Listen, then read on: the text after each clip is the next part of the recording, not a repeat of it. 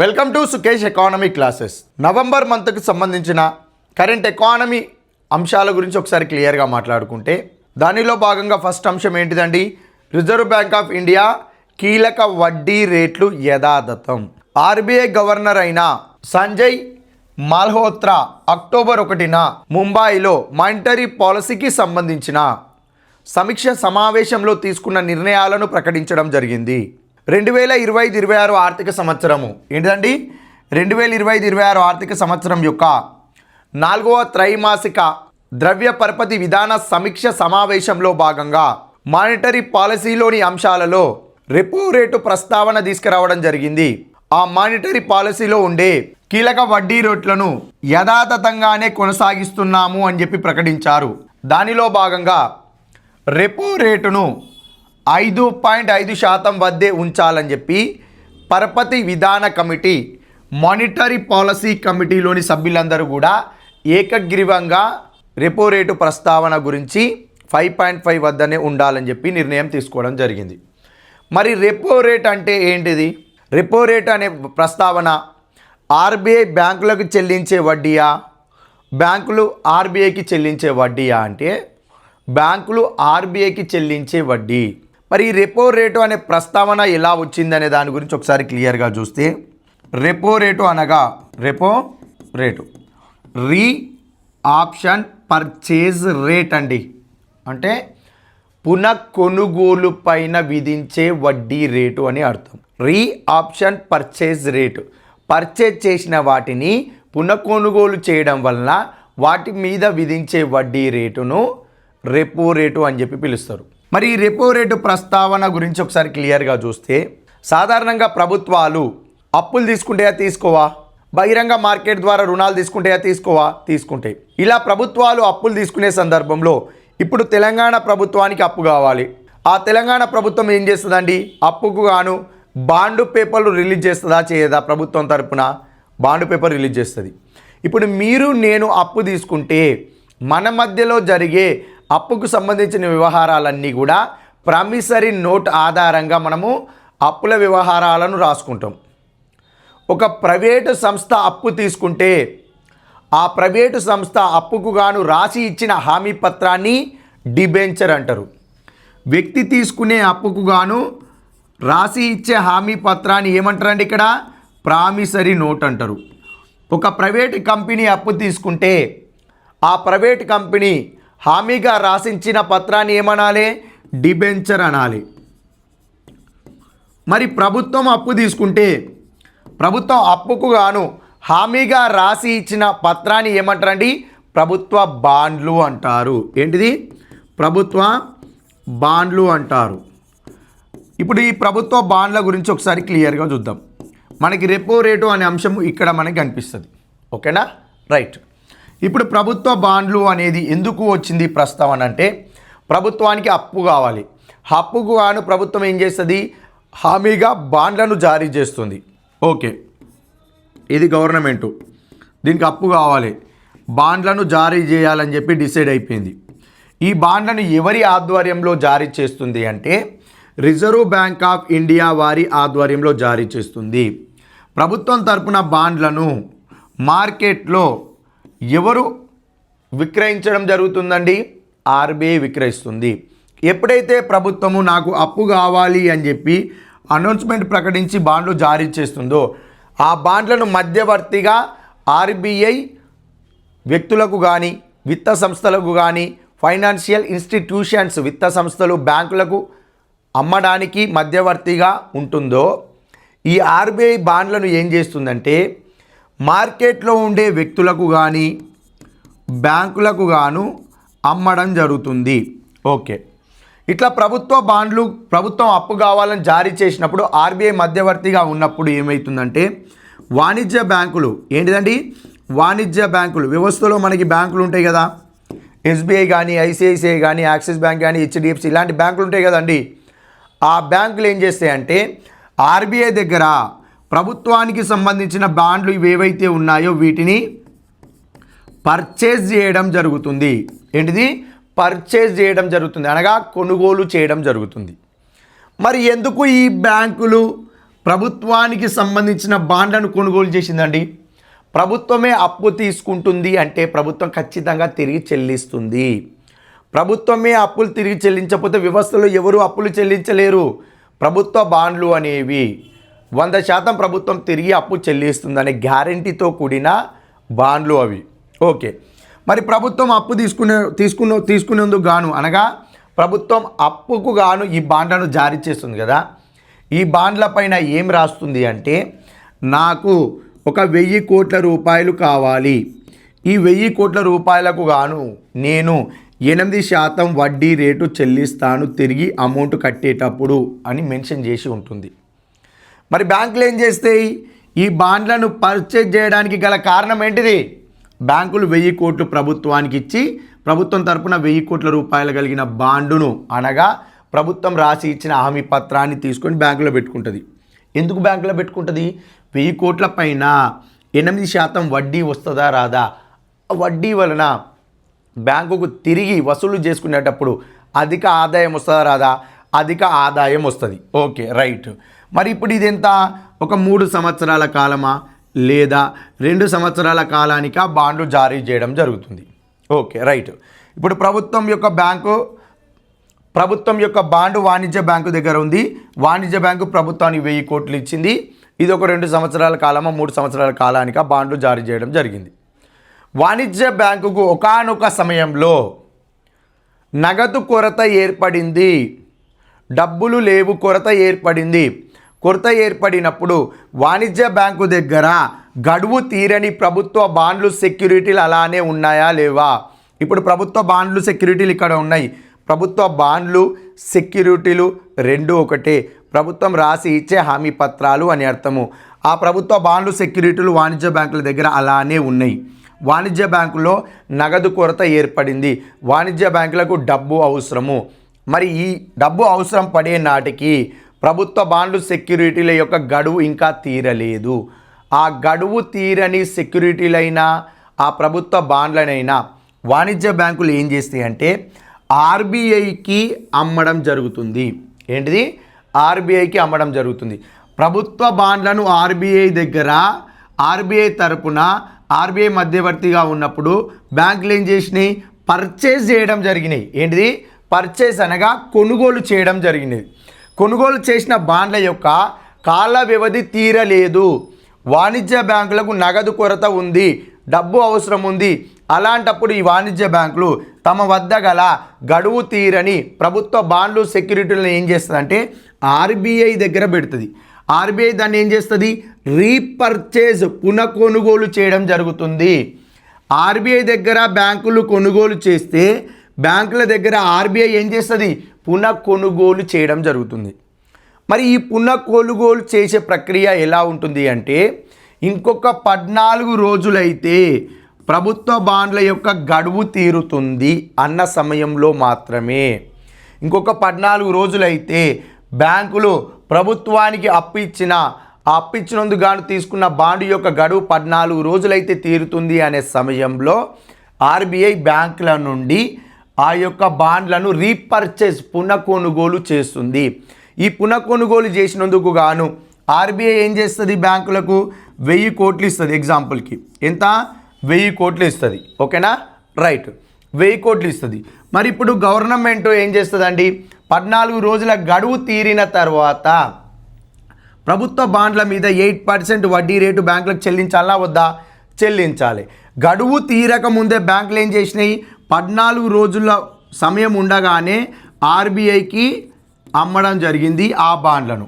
ఇక్కడ నువ్వు కొన్నందుకు గాను నీకు వడ్డీ ప్రభుత్వం కట్టిస్తుంది. మరి ఆర్బీఐ కూడా ఆ బాండ్లను కొన్నందుకు గాను వడ్డీ ఆశిస్తుందా? ఆశించదా? ఆశిస్తుంది. ఓకే, ఇక్కడ నువ్వు 2 సంవత్సరాల కాలానికి గాను బాండు కొనుక్కున్నావు. ఇంకొక 14 రోజులు నిండే ముందే ఆర్బీఐకి ఏం చేసినావు? అమ్మేసినావు. నీ దగ్గర నగదు నిల్వల కొరత ఉండడం వల్ల ఆర్బీఐకి అమ్మేసినావు. మరి లాస్ట్ 14 రోజుల ఇంట్రెస్ట్ అనేది ఆర్బీఐకి చెల్లించాలా వద్దా? చెల్లించాలి. ఆ 14 రోజుల ఇంట్రెస్ట్ ఎంత ఉండాలి అని డిసైడ్ చేసేది ఎవరు అంటే రిజర్వ్ బ్యాంక్ ఆఫ్ ఇండియాకి సంబంధించిన మానిటరీ పాలసీ కమిటీ, ద్రవ్య విధాన కమిటీ. ఈ యొక్క బ్యాంకుల దగ్గర నుండి ఆర్బీఐ పునః కొనుగోలు చేసిన ప్రభుత్వ బాండ్లు సెక్యూరిటీలపైన విధించే వడ్డీ రేటునే రెపో రేటు అంటారు. ఏంటిది? రెపో రేటు అంటారు. ఈ రెపో రేటు అనేది 5.5% వద్ద ఉండాలి అని చెప్పి ద్రవ్య విధాన committee, monetary policy committee decide చేయడం జరిగింది. ఓకేనా? రైట్, ఇది చూసుకోవాలి. నెక్స్ట్, ప్రస్తుత ఆర్థిక సంవత్సరంలో అనగా 2025-26 ఆర్థిక సంవత్సరం యొక్క వృద్ధి అంచనాలు 6.5% నుండి 6.8% ఆర్బీఐ సవరించింది. భారతదేశం యొక్క జీడిపి వృద్ధి రేటు అనేది 2025-26 ఆర్థిక సంవత్సరానికి గాను 6.5% ఉంటుందని వృద్ధి అనుకుంటే 6.8% సవరించడం జరిగింది గ్రోత్ రేట్. ఈ అంశం కూడా చూసుకోవాలి. ఏంటిది? ఆర్బీఐ అంచనా ప్రకారం 2025-26 ఆర్థిక సంవత్సరానికి గాను భారతదేశ వృద్ధి రేటు అనేది 6.5% ఉంటుందని చెప్పి గతంలో అంచనా వేస్తే 6.5% కాస్త 6.8%కి చేరనుందని చెప్పి అంచనా వేయడం జరిగింది. Next, Bharat European free trade agreement స్వేచ్ఛా వాణిజ్య ఒప్పందం ఫ్రీ ట్రేడ్ అగ్రిమెంట్ ఏ దేశాలతోటండి? యూరోపియన్ దేశాలతోటి. భారతదేశము యూరప్ దేశాలైన 4 దేశాలతోటి ఫ్రీ ట్రేడ్ అగ్రిమెంట్ చేసుకోవడం జరిగింది. మరి ఆ యూరోప్లోని 4 దేశాలు ఏంటివి అంటే స్విట్జర్లాండ్, నార్వే, లిచెన్స్టైన్, ఐస్లాండ్. ఏంటిదండి? Switzerland, Norway, Liechtenstein, Iceland. భారతదేశము 4 ఐరోపా దేశాలతోటి స్వేచ్ఛా వాణిజ్య ఒప్పందం చేసుకోవడం జరిగింది.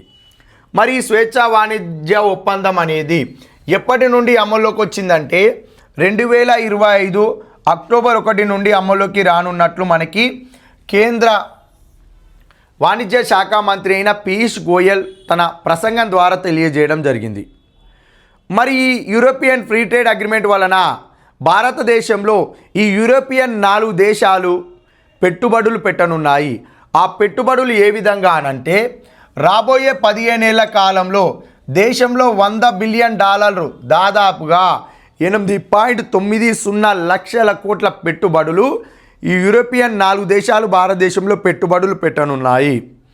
ఈ పెట్టుబడుల వలన భారతదేశంలో దాదాపుగా ఎంతమంది కంటే 10 లక్షల మందికి ఉద్యోగ అవకాశాలు కూడా కల్పించే అవకాశం ఉంది.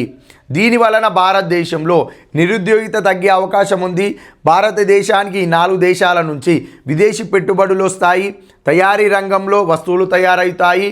దీనివల్ల భారతదేశానికి యూరోపియన్ దేశాలకు మధ్య స్వేచ్ఛ వ్యాపారము కూడా క్లియర్గా ఉంటుందని చెప్పి కేంద్ర వాణిజ్య శాఖ మంత్రి అయిన పీయూష్ గోయల్ ప్రకటించారు.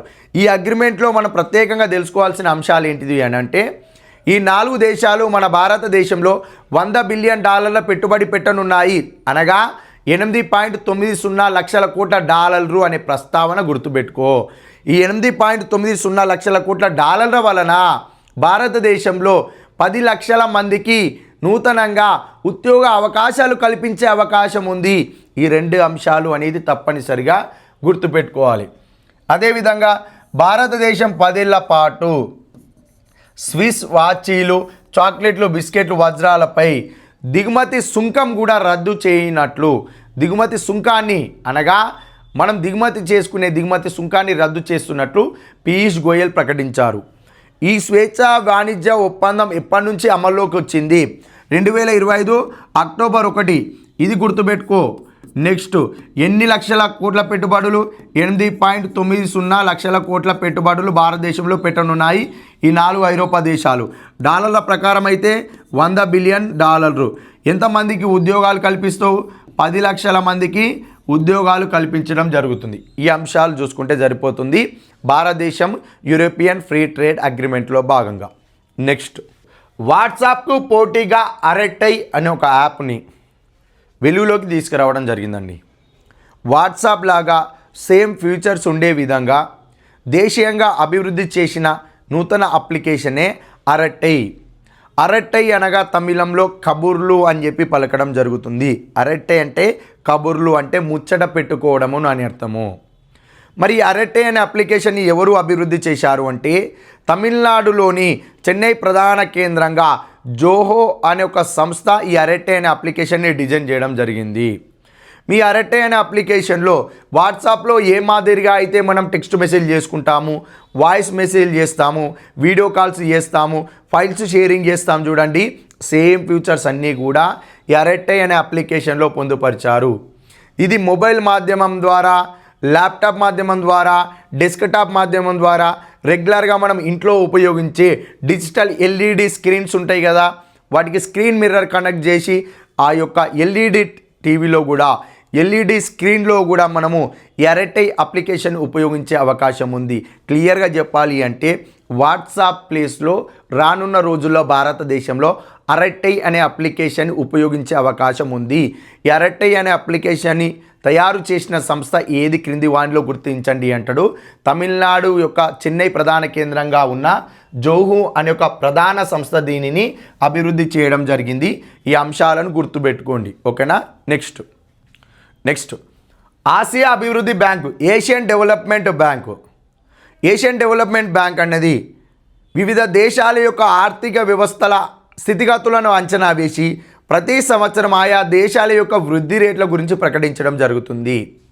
మరి ఏషియన్ డెవలప్మెంట్ బ్యాంక్ యొక్క అంచనా ప్రకారము 2025-26లో భారతదేశం యొక్క ఆర్థిక వ్యవస్థ గురించి ఇక్కడ క్లియర్గా ఇస్తే మనకి ఇక్కడ ఏం మెన్షన్ చేసిండు, భారతదేశ ఆర్థిక వ్యవస్థ 2025 జూన్ త్రైమాసికంలో బలమైన వృద్ధి రేటు అనగా 7.8% నమోదు చేసినప్పటికీ కూడా ప్రస్తుత ఆర్థిక సంవత్సరమైన 2025-26లో వృద్ధి రేటు అనేది 6.5% నమోదవుతుంది. ఏందండి, 6.5% నమోదవచ్చు అని చెప్పి ఏడీబీ అంచనా వేసింది. డైరెక్ట్గా క్వశ్చన్ వస్తుందండి.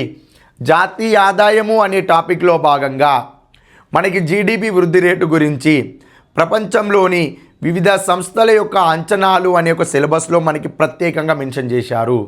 ప్రపంచ బ్యాంకు అంచనా ప్రకారము, ఇంటర్నేషనల్ మానిటరీ ఫండ్ అంచనా ప్రకారము, ఏషియన్ డెవలప్మెంట్ బ్యాంక్ అంచనా ప్రకారము, S&P global ratings analytic credit ratings agency వారి యొక్క అంచనాల ప్రకారము, అదేవిధంగా మూడీస్ ఇన్వెస్టర్ అంచనాల ప్రకారం అని చెప్పి ప్రపంచంలోని వివిధ సంస్థలు ఇక్రా రిపోర్టు కూడా, ఇవన్నీ కూడా ప్రపంచంలోని వివిధ దేశాల యొక్క ఆర్థిక పరిస్థితుల స్థితిగతులను అధ్యయనం చేసి వృద్ధి రేట్లను విడుదల చేయడం జరుగుతుంది. ఈ సంస్థల రిపోర్ట్లు మనం ఖచ్చితంగా చూసుకోవాలి. ఇది జాతీయ ఆదాయం అనే టాపిక్లో అప్డేట్ పార్ట్గా వస్తుంది. మరి ఇక్కడ మనకి ఏషియన్ డెవలప్మెంట్ బ్యాంక్ అనేది మనకి 2025-26 ఆర్థిక సంవత్సరంలో భారతదేశ వృద్ధి రేటు ఎంత శాతానికి నమోదవుతుందని చెప్పిందండి, 6.5% నమోదవుతుందని తెలియజేయడం జరిగింది. ఈ అంశాన్ని చూసుకోవాలి. మరి 2025 ఏప్రిల్లో ఏషియన్ డెవలప్మెంట్ బ్యాంకు విడుదల చేసిన నివేదికలో ఆనాడు భారతదేశం యొక్క వృద్ధి రేటు 2025-26 ఆర్థిక సంవత్సరానికి 7% నమోదవుతుందని చెప్పి అంచనా వేసింది. ప్రస్తుత పరిస్థితుల్లో అమెరికా ఏం చేస్తుంది, భారతదేశం నుంచి ఎగుమతి అవుతున్న వస్తువులు అమెరికాలో దిగుమతి అయ్యేటప్పుడు దిగుమతి సుంకాన్ని పెంచడం వలన ఏంటిది, అమెరికా భారతీయ వస్తువుల యొక్క దిగుమతి సుంకాలను పెంచడం వలన భారతదేశం యొక్క వృద్ధి రేటులో ఏషియన్ డెవలప్మెంట్ బ్యాంకు 7% అంచనా వేస్తే ఆ 7%లో 50 బేసిస్ పాయింట్లను తగ్గించి 6.5%కి 2025-26 ఆర్థిక సంవత్సరానికి భారతదేశం యొక్క జీడిపి వృద్ధి రేటు నమోదవుతుందని చెప్పి తెలియజేయడం జరిగింది. ఈ అంశాన్ని చూసుకో. ఎంత అని తెలియజేస్తుందండి, 2025-26 ఆర్థిక సంవత్సరానికి ఏషియన్ డెవలప్మెంట్ వారి ప్రకారము భారతదేశ జీడిపి వృద్ధి రేటు ఎంత, 6.5%. ఇది గుర్తుపెట్టుకో సరిపోతుంది, ఓకేనా. రైట్. మరి ఎందుకు ఏషియన్ డెవలప్మెంట్ బ్యాంకు వివిధ దేశాల యొక్క ఆర్థిక స్థితిగతులను అంచనా వేస్తుంది అంటే, ఆసియా అభివృద్ధి బ్యాంకు ఆసియా దేశాల యొక్క అభివృద్ధి ధ్యేయంగా ఏర్పాటు చేసిందే ఆసియన్ డెవలప్మెంట్ బ్యాంకు. దీని యొక్క ప్రత్యేకత క్లియర్గా చూస్తే మనము చూడండి, ఏషియన్ డెవలప్మెంట్ బ్యాంక్ అనేది ఆసియా పసిఫిక్ ప్రాంతంలోని ఆర్థిక అభివృద్ధి కోసం స్థాపించబడిందండి. ఏషియా పసిఫిక్ ప్రాంతంలోని దేశాల యొక్క ఆర్థిక ప్రగతి కోసం స్థాపించబడింది. ఇది ప్రారంభించిన సంవత్సరం ఎప్పుడు, 1966లో ప్రారంభించడం జరిగింది. ఎప్పుడండి, 1966లో దీన్ని ప్రారంభించారు. ఏడీబీ ఏషియన్ డెవలప్మెంట్ బ్యాంక్ యొక్క హెడ్ క్వార్టర్స్ ఎక్కడ ఉంది అంటే మనీలా, ఫిలిప్పైన్స్ దేశంలోని మనీలాలో ఉండడం జరిగింది. ఏడీబీ ఏషియన్ డెవలప్మెంట్ బ్యాంక్లో ఉండే సభ్య దేశాలు ఎన్ని అంటే మొత్తం 68 దేశాలు, అందులో 49 ఏషియా పసిఫిక్ దేశాలు, 19 అదర్ రీజియన్కి సంబంధించినవి. మరి ఏషియన్ డెవలప్మెంట్ బ్యాంక్ యొక్క ప్రధాన ఉద్దేశం ఏంటిదంటే ఆయా దేశాల యొక్క ఆసియా పసిఫిక్ ప్రాంతాలలో ఉండే దేశాల యొక్క ఆర్థిక స్థితిగతులను అంచనా వేసి ఆ దేశాల యొక్క వృద్ధి రేటు తక్కువగా ఉంటే ఎందుకు వృద్ధి రేటు తక్కువగా ఉందో ఆయా దేశాలలో ఇన్వెస్టిగేషన్ చేస్తారు, ఇన్స్పెక్షన్ చేస్తారు. ఆయా దేశాలలో పేదరికం ఉంటే ఆ పేదరిక నిర్మూలన కోసము ఏషియన్ డెవలప్మెంట్ బ్యాంకు నిధులు ఇస్తుంది.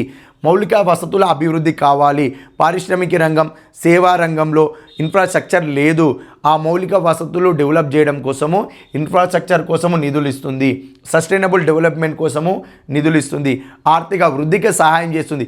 ఏ దేశాలైతే పేద దేశాలుగా ఉన్నాయి, ఏ దేశాల్లో అయితే తక్కువ వృద్ధి రేటు ఉంది, ఎందుకు తక్కువ వృద్ధి రేటు ఉంది అని చెప్పి ఇన్వెస్టిగేషన్ చేసి ఆయా దేశాల యొక్క ఆర్థిక వృద్ధిని డెవలప్ చేయడం కోసము సహాయం కూడా చేస్తుంది, నిధులు పంపకం చేస్తుంది. అందుకోసమే ఆయా దేశాల యొక్క ఆర్థిక స్థితిగతులు అంచనా వేసి ర్యాంకింగ్ ఇస్తుంది. ఏ దేశాలు అభివృద్ధి పథంలో ఉన్నాయో చూస్తుంది, ఏ దేశాలు అభివృద్ధి పథంలో లేవో చూస్తుంది. అభివృద్ధి పథంలో లేని దేశాలను అభివృద్ధి పథంలోకి తీసుకురావడంలో ఏషియన్ డెవలప్మెంట్ బ్యాంకు రుణాలను ఇచ్చి వాటికి కీలక పాత్ర వహిస్తుంది అభివృద్ధి పథంలోకి తీసుకురావడం కోసము. ఓకేనా? మరి ఏషియన్ డెవలప్మెంట్ బ్యాంక్ అనేది ప్రతి సభ్య దేశం నుండి ఒక ప్రతినిధి ఉంటాడు ఏషియన్ డెవలప్మెంట్ బ్యాంక్లో. అదేవిధంగా దీనిలో బోర్డ్ ఆఫ్ డైరెక్టర్స్ ఎంతమంది ఉంటారంటే 12 మంది ఉంటారు. ఈ 12 మంది మీటింగ్ పెట్టుకొని ఏ దేశానికి రుణం ఇవ్వాలి, ఎంతెంత రుణం ఇవ్వాలి, ఏ దేశం యొక్క ఆర్థిక ప్రగతి అభ్యున్నతిగా సాధించాలి అంటే ఆ దేశానికి ఎంతెంత సహాయం చేయాలి అనేది ఈ 12 మంది సభ్యుల యొక్క బోర్డ్ ఆఫ్ డైరెక్టర్సే డిసైడ్ చేస్తారు. మరి ఏడీబీ యొక్క ఇప్పటివరకు ఏషియన్ డెవలప్మెంట్ బ్యాంకు భారతదేశంలో ఏమేమి పెట్టుబడులు పెట్టింది, ఏమేమి సహాయం చేసింది అంటే ఢిల్లీ కానీ, బెంగళూరు కానీ, చెన్నైలో ప్రాజెక్టుల కోసము రుణ సహాయం చేసింది. రోడ్లు, హైవేలు ఏర్పాటు చేయడం కోసము మౌలిక వసతులు ఇన్ఫ్రాస్ట్రక్చర్ అన్నాం కదా, అందులో భాగంగా రోడ్లు, హైవే ప్రాజెక్టుల కోసం రుణం ఇచ్చింది. ఎలక్ట్రిసిటీ, రెన్యూవబుల్ ఎనర్జీ కోసం కూడా మనకి సహాయం చేసింది. వాటర్ ఫెసిలిటీ మరియు అర్బన్ డెవలప్మెంట్ కోసం కూడా సహాయం చేసింది. ఏషియన్ డెవలప్మెంట్ బ్యాంక్ నుండి అత్యధిక రుణాలు తీసుకునే దేశాల్లో భారతదేశం కూడా ఉందండి. భారతదేశం యొక్క వృద్ధి రేటు అనుసరించి భారతదేశం అనేది తక్కువ అభివృద్ధి చెందిందా, ఎక్కువ అభివృద్ధి చెందిందా, మధ్యస్థ అభివృద్ధి చెందిందా అని ఒక లిస్ట్ తయారు చేసి భారతదేశానికి కావలసిన రుణ సహాయాన్ని ఏషియన్ డెవలప్మెంట్ బ్యాంక్, ఆసియా అభివృద్ధి బ్యాంకు రుణాల రూపంలో సహాయం చేస్తుంది. ఈ అంశాలను చూడాలి. మనకి ప్రస్తుతం కరెంట్ అంశం ఏంటిదండి, 2025-26 ఆర్థిక సంవత్సరానికి గాను ఏషియన్ డెవలప్మెంట్ బ్యాంకు మనకి భారతదేశ వృద్ధి రేటు 6.5% నమోదవుతుందని చెప్పి అంచనా వేయడం జరిగింది. ఈ అంశాలను చూడాలి. మరిన్ని నవంబర్ మంత్కు సంబంధించిన కరెంట్ ఎకానమీ అంశాలను పార్ట్ 2 వీడియోలో భాగంగా మనము ఇవ్వడం జరుగుతుంది. Thank you. Please subscribe Sukesh economy YouTube channel. వీలైతే షేర్ చేయండి, లైక్ కూడా చేయండి. Thank you.